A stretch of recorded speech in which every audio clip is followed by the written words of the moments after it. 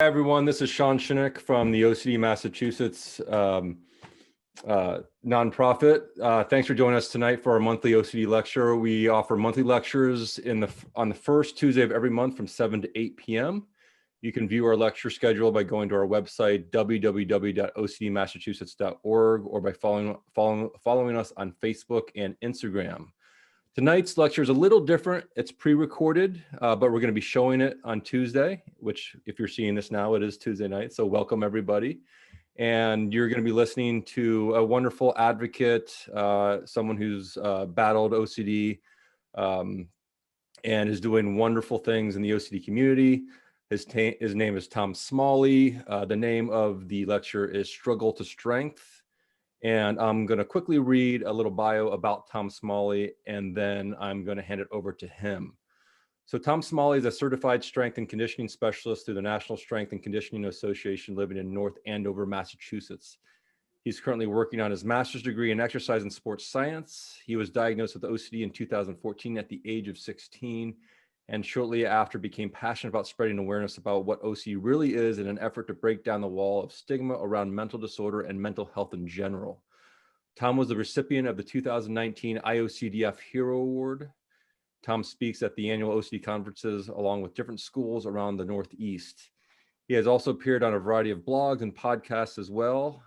A topic Tom is particularly passionate about is athletes and OCD and how it affects performance along with the stigma of mental health in sports. And we are really happy to have Tom here tonight. And I'm going to hand it over to Tom to have him tell us his story. So thank you, Tom. Thanks for having me, Sean. I appreciate it. So my story kind of begins when I was about 10 years old. I realized something was a little bit different, and something was a little bit different from other people in my school. And I knew I had these intrusive thoughts, but I didn't know what kind of thoughts. I thought they were normal and things that everybody went through at first. And by the time middle school came around, I could tell I was a little bit different than everybody else, and was struggling to understand why I was having so much anxiety due to these thoughts, and why things were taking me so much longer than other people. And I realized that people didn't have these challenges like me. And that's when I went to my freshman year of high school and recognized that okay, something's actually seriously like I'm really dealing with something that is bigger than me, and I can't do this alone. And at first I was kind of wary to get help because there's that shame and embarrassment of mental health, and I didn't know how to approach the whole situation. I had dealt with some chronic depression and anxiety through middle school, and I thought that was the extent of it. And then when I got to elementary school, high school rather, my athletic career, I could barely get on the court for basketball in time for practice. I was tying my shoes 25 times each shoe, and I had different little, some people might call it superstitions, but they were actually compulsions, because the obsession that I was worried about was that my family was going to die in a car crash. And that's right there. There's superstitions, and there's things that are literally debilitating your life, and that's what I found was true. So fast forward a little bit later on, I'm dealing with this, and I'm feeling really, really lonely, right? With OCD, a lot of times people feel like they're so isolated and so alone. And in reality, once you open up, there's such an amazing community that, we're all blessed to be a part of now when you do open up. And some of the best people I've met are through the OCD community. And at the time in my freshman year, I was really struggling with the isolation piece. I was avoiding a lot of avoidance, compulsion, where I knew a specific situation would put me in a triggering position, and I would just avoid it. So if that meant not going to class or not going to school, I was missing a lot of class in school my freshman year of high school. And that brought me to, getting D's and F's in classes. And my parents didn't really know how to handle it. They thought, on the surface, it looks like I'm just cutting class and being lazy, but we know that's not the case with OCD, right? If you've had academic troubles because of OCD, it's usually because you're working tirelessly to try to be present while doing homework or while doing schoolwork or while being in class, when in reality, like, you're also just fighting the OCD as well. And you're unable, there was no, on my worst, I think my freshman year, I was doing about 12 to 14 hours a day of compulsions. 12 to 14 hours a day, as we know. So 24 hours in a day, 14 hours of compulsions. That leaves 10 hours a day for extracurricular activities, schoolwork, sleep, social life. The things that were necessary to survive just weren't actually even being a part of my life anymore. I wasn't sleeping. I wasn't eating enough. My appetite was gone. With, I think, something that people kind of forget is with OCD comes these feelings of anxiety and depression. And, I know I've struggled with a lot of bouts of depression because of my OCD. And, when I was in my freshman year, when I didn't have an official diagnosis of OCD, it was kind of like, I didn't feel the will to get up out of bed anymore. And it got to the point where going into my sophomore year of high school, I didn't want to even live anymore. Right. It was just at the point where it was kind of like, what's this life worth to me anymore? Like I'm not getting to do what I love. OCD or whatever it was, I didn't know what it was at the time, was just taking over and had me, was controlling me. And I had no way to fight it. I had no, allies. I had nobody. Just because I didn't know what it was. And finally, I finally got to the point where, I've met a lot of people that refuse treatment and are too fearful for treatment. I was fortunate enough that I got to such a point where I was begging for treatment because I was a prisoner of my mind. I could not take waking up anymore and dealing and battling for 24 hours a day and giving into compulsions every minute of every hour. I couldn't take it anymore. So I literally just begged my mom. I was like, Mom, I can't do this anymore. And she didn't really know what that can't do this anymore meant, but she feared the worst. And, I was on the verge of going to an inpatient facility. And then luckily, I found somebody that, my first therapist. I think a lot of times people go to a therapist, and the therapist says they treat OCD, but we know what OCD treatment is, right? It's ERP and medication. The combination of two really, really works. I was not a believer at first. And then when I started doing it and sitting with that anxiety and then, adding on Prozac and adding medication and things I didn't really necessarily want to do, really ended up helping me, get to the point where I could actually function. And the first therapist I found said they specialized in OCD treatment, but there wasn't a hint of ERP in the treatment. And I left those sessions wondering, am I even being helped? Like, this is nothing. This is not helping me at all. And by the time I, got through with about 5 or 6 weeks of that particular therapist, I said, Mom, nothing's working. Like, this is whatever he's doing for me is not working. And that's not to say, he's bad at what he does, but he didn't specialize in CBT, ERP therapy. There's a specific thing for OCD, as we know, that we need to have, and it's the exposure response therapy, and that wasn't happening in those sessions. So here I am thinking, this should be helping, and now I'm getting even more discouraged because why am I going to therapy if it's not even going to help me? Why am I going to therapy if it's not doing anything?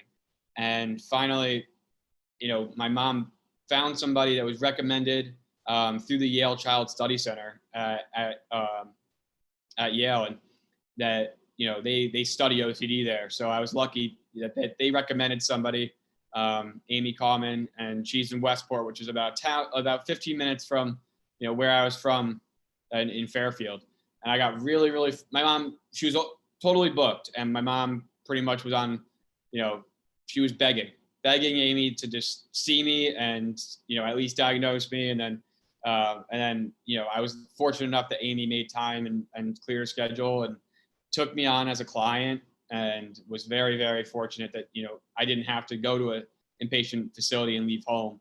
And, Amy diagnosed me with OCD. The first day I was in her office. There's a scale that they use, and she told me I have severe OCD, and I didn't really know what OCD was at the time. And then I started doing more research, and when I started looking it up, I was like, oh my gosh, wow! Like, I have this thought, this thought, this thought. Other people have this thought, this thought, and this thought. I'm not totally abnormal. People deal with this, and all of a sudden you start feeling like you're part of something, and a little bit, it brings you back down to earth and makes you realize that, these are similar struggles that people deal with, and it's more common than we think. And so I started doing ERP, but just because I went to ERP therapy didn't mean it was, all roses and pieces of cake. It was a really tremendous experience to get that ERP, but it was not without trials, right? I think people kind of, hear that ERP works, but then realize how much discomfort they have to actually sit with in their ERP.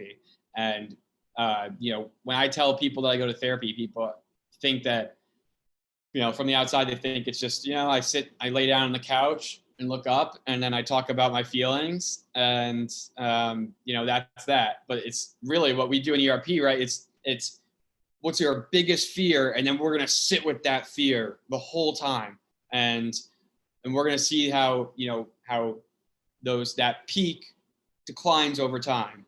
And that was such a concept to me that was I was so fearful of that. How could I sit with this intrusive thought of my family getting killed in a car accident? Because if it happens, then it's my fault, and I shouldn't have just sat with that feeling that whole time. I could have just done the compulsion; they'd be fine. And so what it does, it breaks that. If you don't know what ERP is, right? So ERP is exposure response prevention, and what it does is it breaks that anxiety cycles, right? So with OCD, we have that intrusive thought, and our anxiety spikes, and then we look for that immediate relief, and that immediate relief gets us to go down a level and gives us that gratification of getting rid of that anxiety. But then the OCD monster in our brain wants to just get that immediate relief again, and so the anxiety spikes up again. It's just a big, peaks and valleys, like the whole day. But what ERP does is you sit with that anxiety, and it skyrockets. It is painful at first, right? When you first go into ERP, it's pretty tough. It's pretty tough. But the combination of medication and helps that anxiety. Being able to sit with that anxiety, it really does help. And over time, it might be a day, it might be hours, it might be minutes for some things, depending on what the obsession is. But over time, that anxiety decreases drastically. And then you learn that, okay, it's a thought. And then, then you add in the mindfulness piece of being able to, recognize this is one of my irrational thoughts.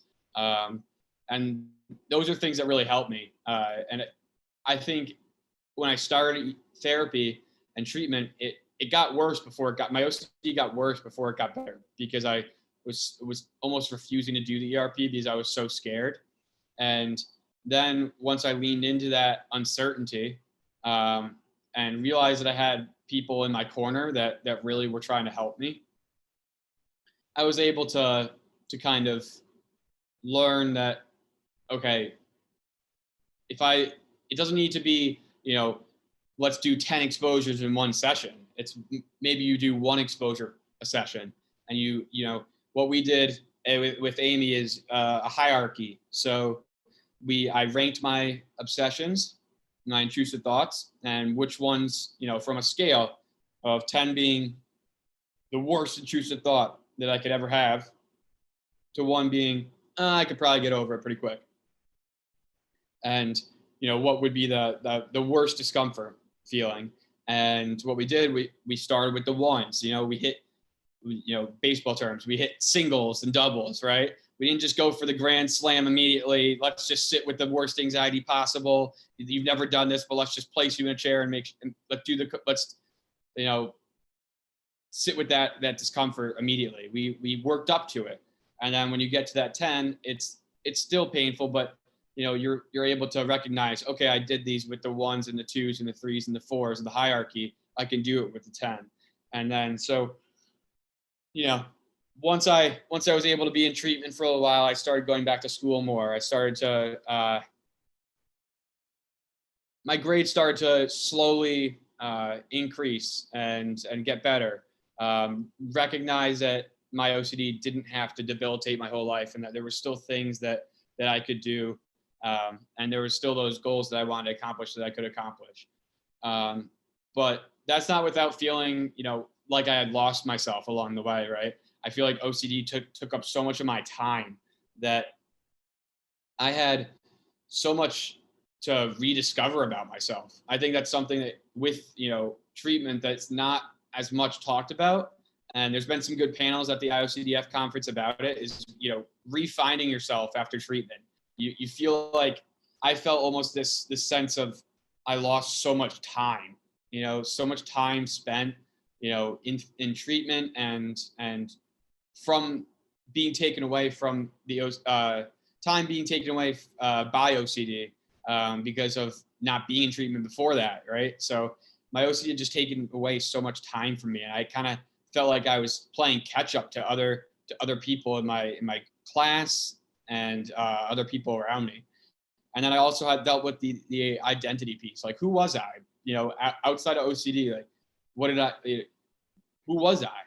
I had been in treatment for a year now, and I wasn't focusing on things I like. I was trying to get better. So now you factor in, you know, I have to kind of find myself, and especially at the high school age, right? We're working through so much in high school. That's, you know, high school is such a tough age for kids, and you know, to go through anything, especially, you know, deal with a mental health issue where other kids a lot of times don't understand mental health, right? There's such a stigma that we're working to break, and why, you know, we do these discussions, is to educate and make people feel like they're not alone. But to go through something like that in high school, I felt like such an outsider. I wasn't partying. I wasn't going to, you know, my athletic career had kind of been derailed. I didn't know, you know, I had scrupulosity too. So I had a really strong faith, and I kept it throughout OCD, but it got, you know, my OCD obviously attacks everything I love.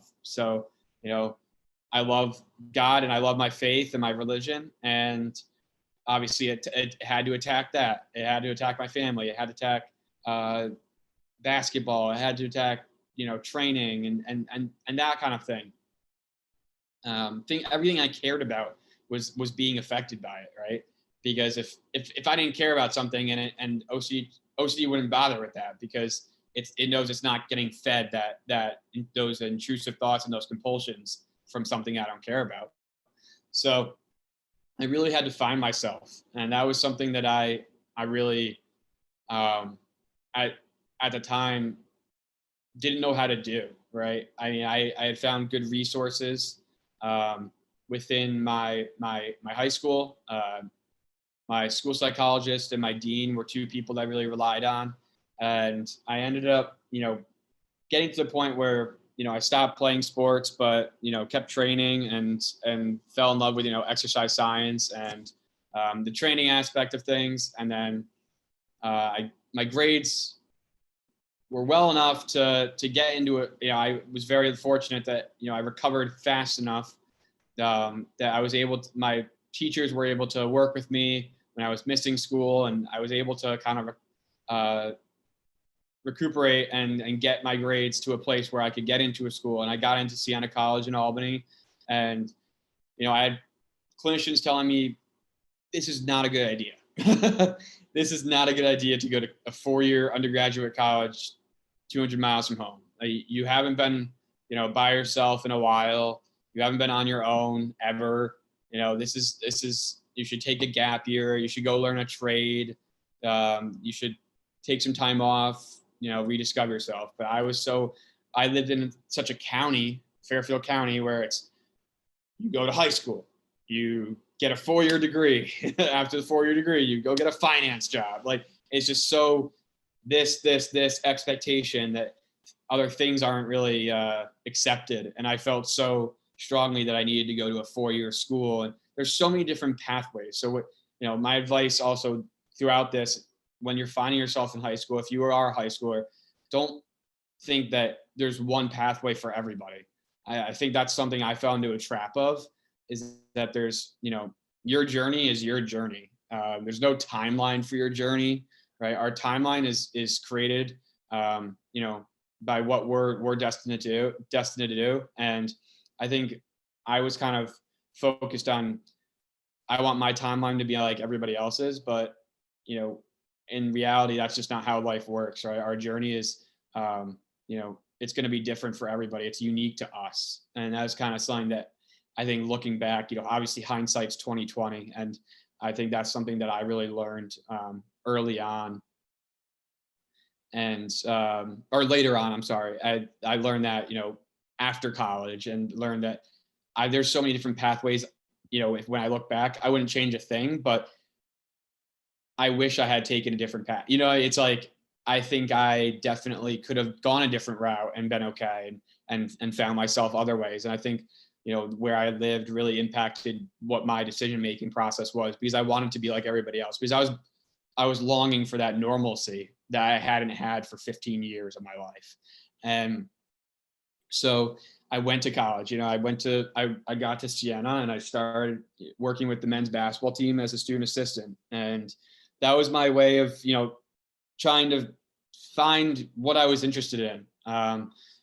I recognized that I love training. I love strength and conditioning, and they didn't have an exercise science major, so I was a health science major, and then and a psych major. So I did those two things, and then I was a student assistant for the men's basketball team, and that was life for the first year. And it was different.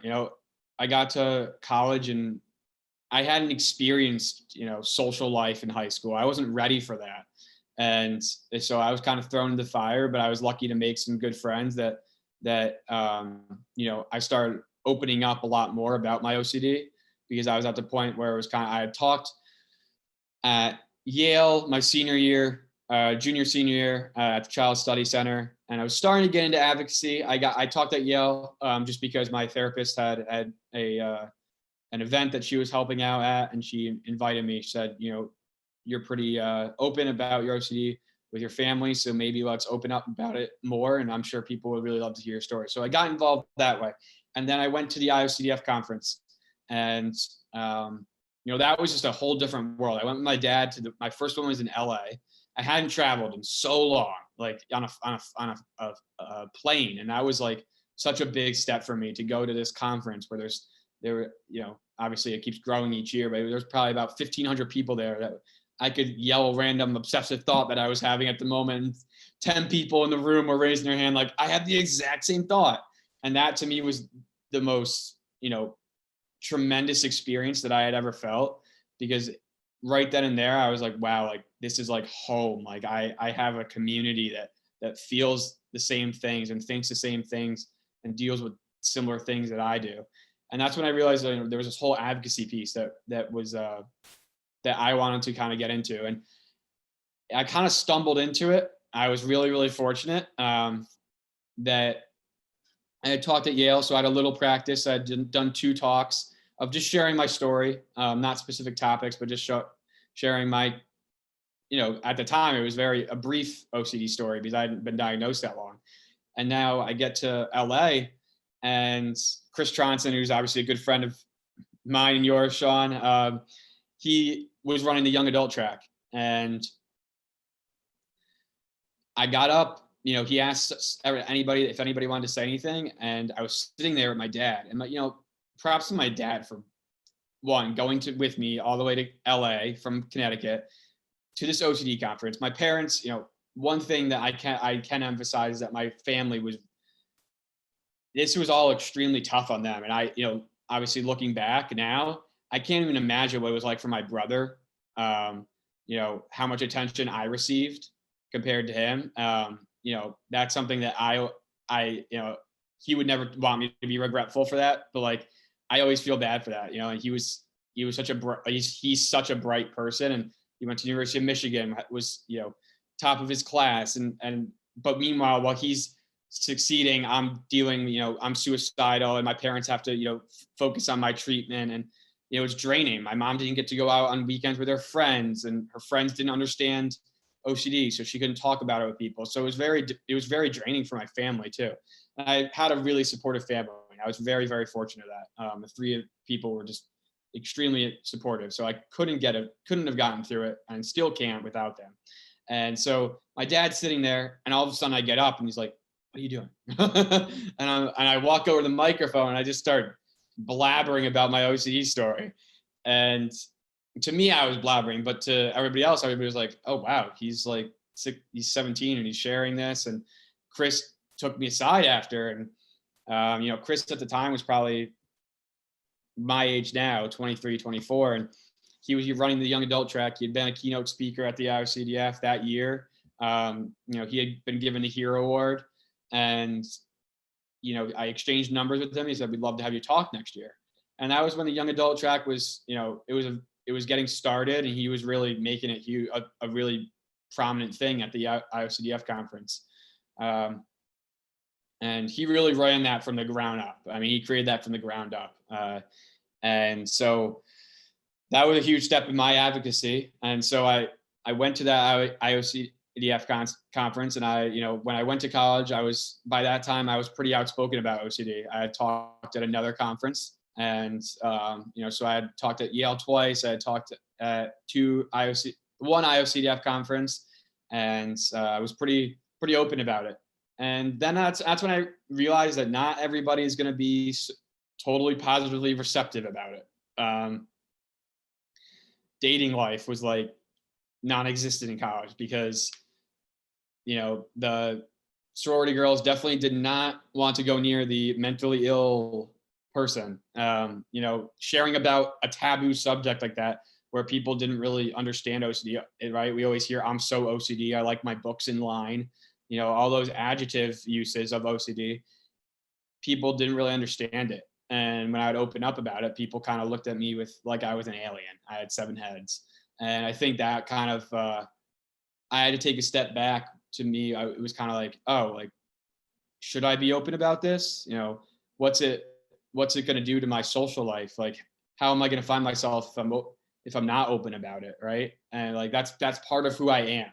And I kind of made the decision that this is who I am, and I'm not gonna sacrifice who I am for to be someone that I'm not, just so I can get into parties and so I can be someone's friend. Because at the end of the day, if I was someone's friend without telling them this piece about me, then that's going to be a pretty artificial friendship. It's not going to have any substance to it, because this is a major piece of me. It doesn't mean I'm letting it define me, right? We don't let OCD define us. And that was something that my parents preached to me. But to ignore the fact that this was a piece of me would be immature of me, and wouldn't be the right steps to discovering my true identity. And so I made that decision to open up, and you know, people on the basketball team knew, people in the athletics department knew, people at school knew, in my classes knew. I know I started doing some podcasts. I started opening up more and more. And then, you know, I ran into this person that I trusted, and it was an adult. And you know, I can't share too much about the situation, but I opened up to, you know, a mentor of mine or what I thought was a mentor. And unfortunately, I was belittled because of it. I was belittled because of my OCD. I was taken into the office and told that I was going to be the next coming of the Unabomber because I had mental illness. I was told that I would be a school shooter one day. I was told that I should take my crazy pills more than once a day, and that I shouldn't share with girls that I was on medication because they wouldn't want to date me. I was told that I belong in an insane asylum. And these were things that were going on my sophomore year, pretty much every day. and after I'd opened up to this person, and I was so taken back that I kind of waved it off at first, and which was, naive of me to think, but I was at a school where, men's basketball was the marquee team. It was a huge deal to be a part of that team. I was like, okay, this is Division I athletics. Like this is the big time. It is what it is. Like I got to be able to handle the banter. And I came home for a brief break at Thanksgiving, and I shared with my parents what was going. I just mentioned that, like, a joke, one of those jokes that the person had made, and that this coach was making, and my parents didn't laugh, and I was like, "Oh, that's not funny," and they were like, "No, like, how long has this been happening?" And here I am thinking, okay, this is, not a big deal. I'll wave it off. And so they were like, okay, this is wrong. And they made it very clear that what was happening wasn't right. And this isn't normal. And I had uncles that played Division I college football. So it wasn't like when I told them what was happening, they were kind of like, okay, no. Like our coach were hard asses, but it wasn't like to this extent. This is taking something that I can't control and making me feel like an absolute disgrace of a human being because of it. And that's when I realized, okay, something is seriously wrong with how this program is run, and how, the leadership is responding to me opening up about mental health. And it got to the point where it wasn't just me being belittled. It was players, other staff. And it got to the point where, everybody was being made fun of, but it was definitely emphasized about my mental illness and about my OCD when I opened up. And it was every day.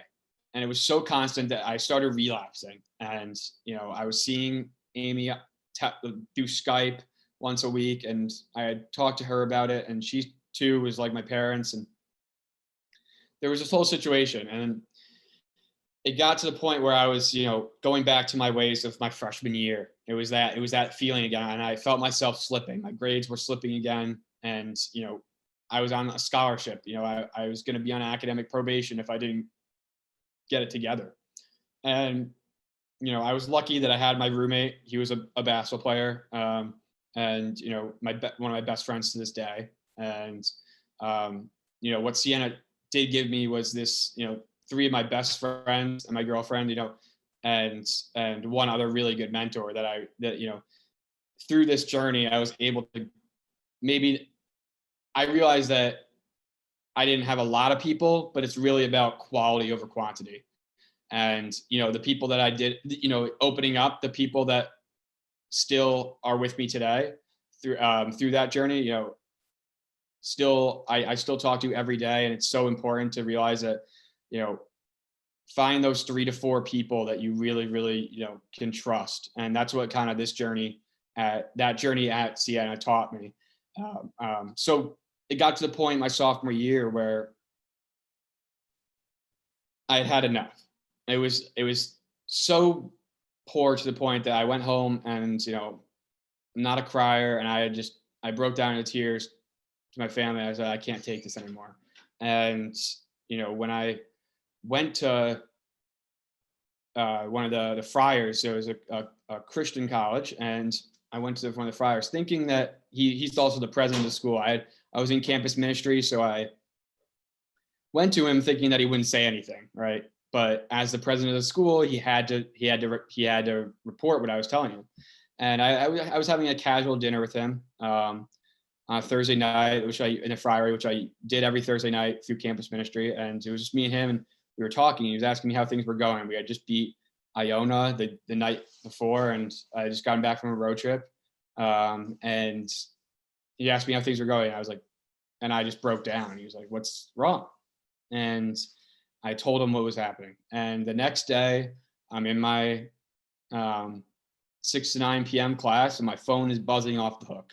I hear vibration, vibration, vibration, ring, and I walk outside the classroom, and I have probably 50 messages from my roommate, 50 messages from my family and my friends back home.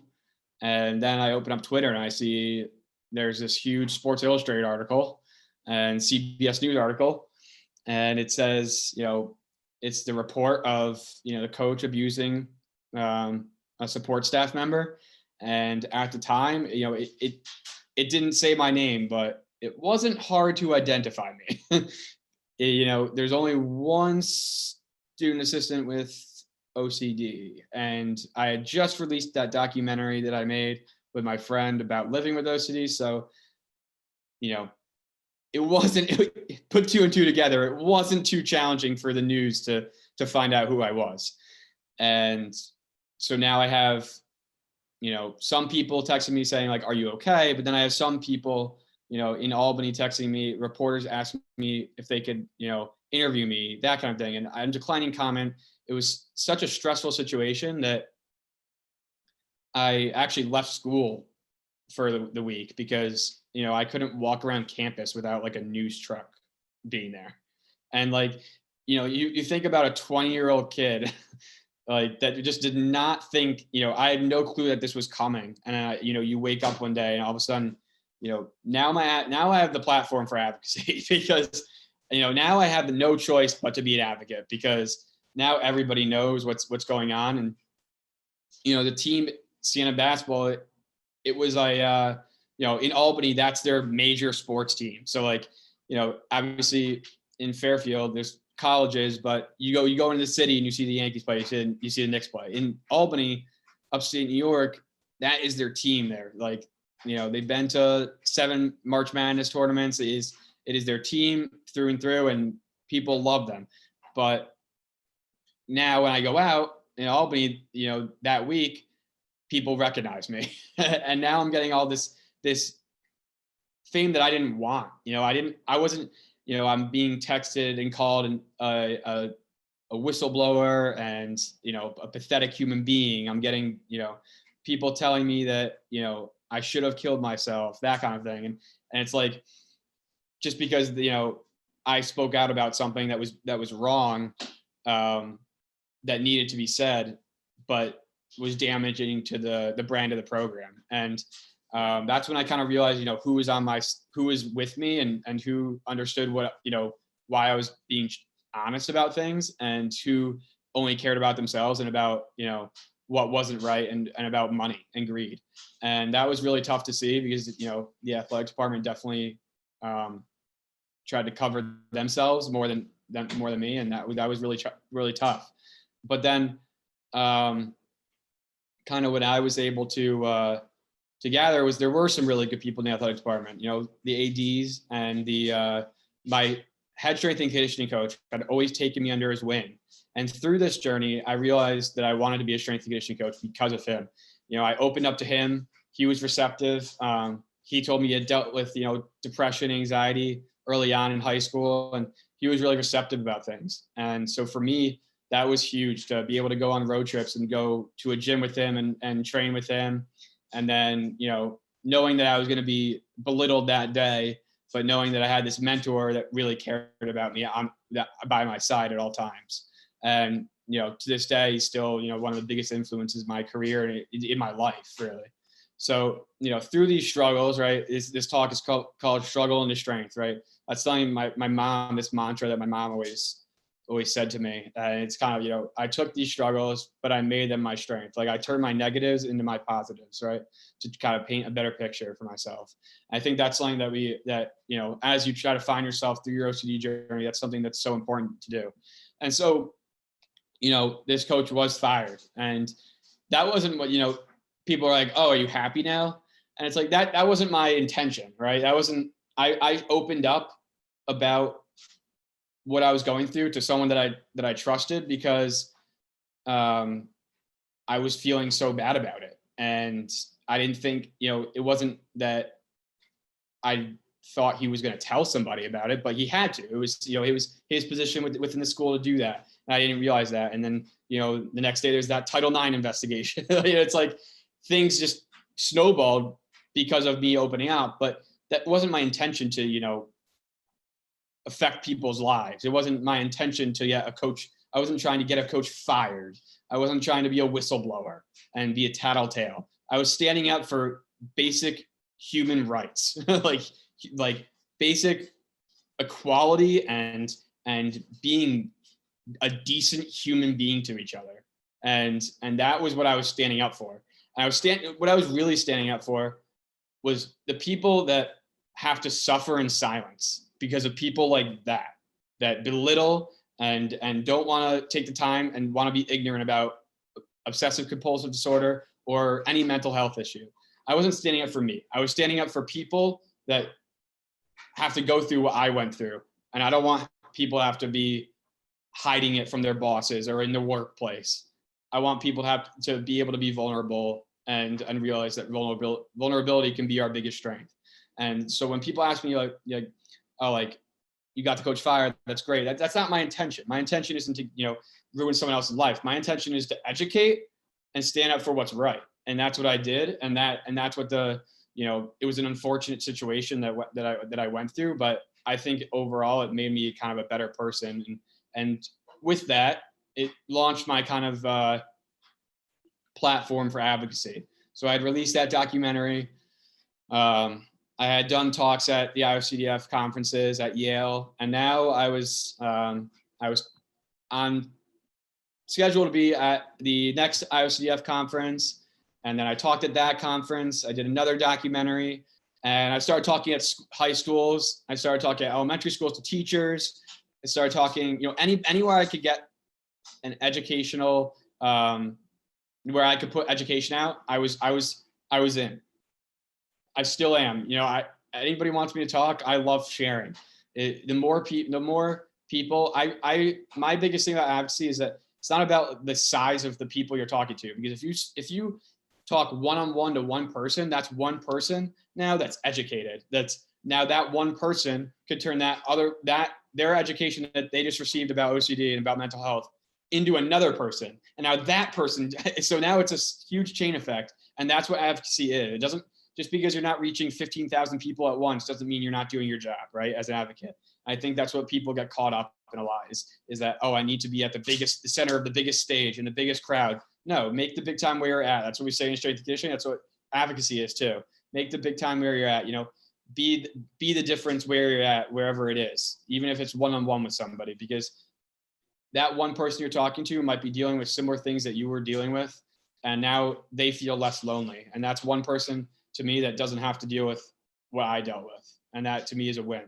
And so, I went through college and realized that I wanted to be a strength and conditioning coach. And I started taking, exercise science classes my senior year, and was able to get into grad school. And now I'm, in this position as a GA at Tufts within an athletic department that really cares about mental health, really cares about, the student athlete's well-being.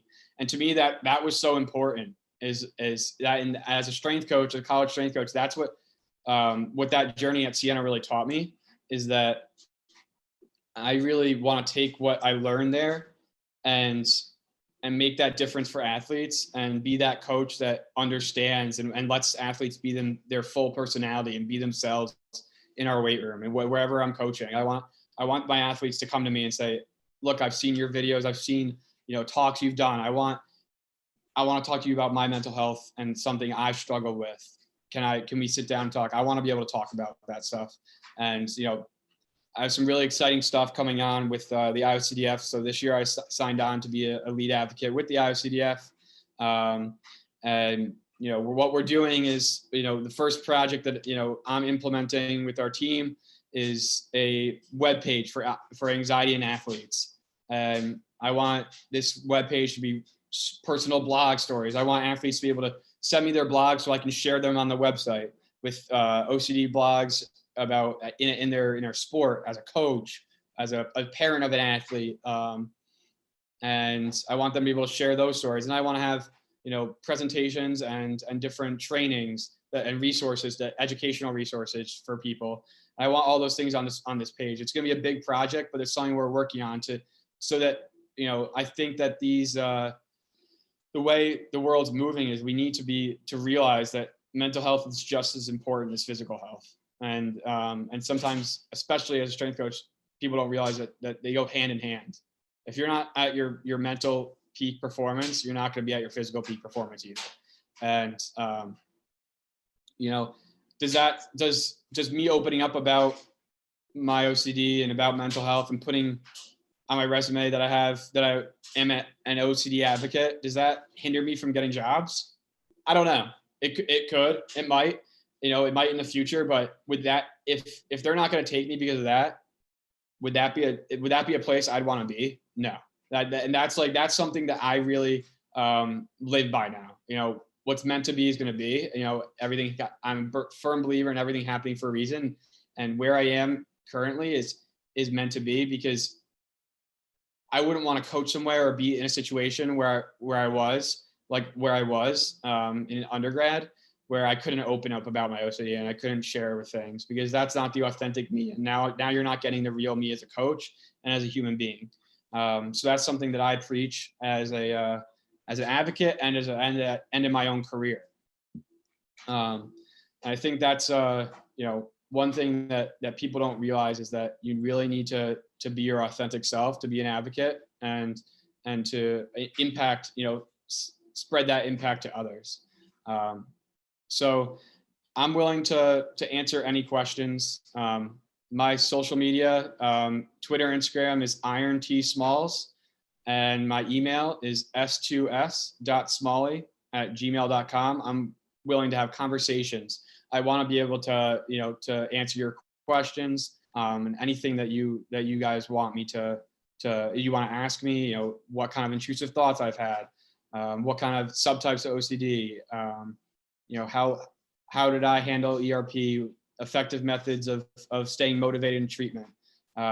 These are all things that I really want to be able to share with people, and because what worked for me might not work for everybody, but it will work for somebody. And that's one more person that we can, help on their OCD journey, because it can be such a lonely journey. And I think that's one thing that is easy to learn, as a person that's been through it.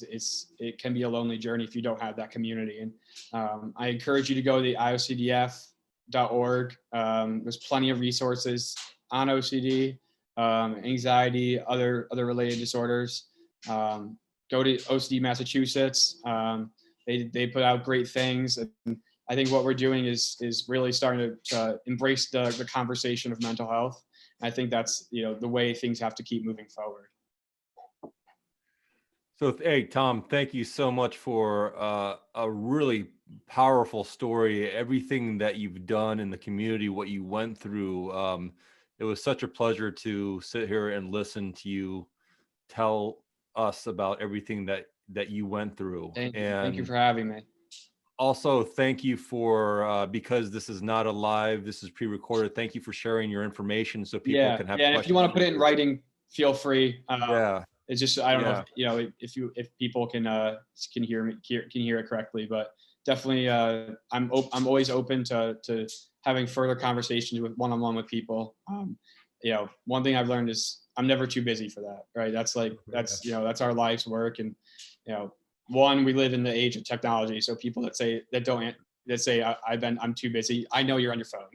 So text me, call me, follow me on social media, DM me, whatever it is, email me. I'm open to it. And, I definitely want to help any way I can. Well, again, we at OCD Massachusetts really appreciate you being on here and talking to us. And I know that the audience will appreciate it as well. Just for next week, for anybody who's watching this, we do have another lecture. It is going to be live like it usually is. It's going to be on March 2nd. It's about sleep arousal and circadian rhythms, how body regulation affects individuals with OCD. And that the lecturer will be Jacob Noda, PhD, who is of McLean Hospital and CB team. So again, that will be a live episode. Go to www.ocdmassachusetts.org and get the Zoom link there. Again, can't thank you enough, Tom. Really appreciate it. I look forward to talking to you more. Of course. After and just seeing what else you have, going on with advocacy work. All right. Yeah, absolutely. Thank you so much. Thank you again. All right.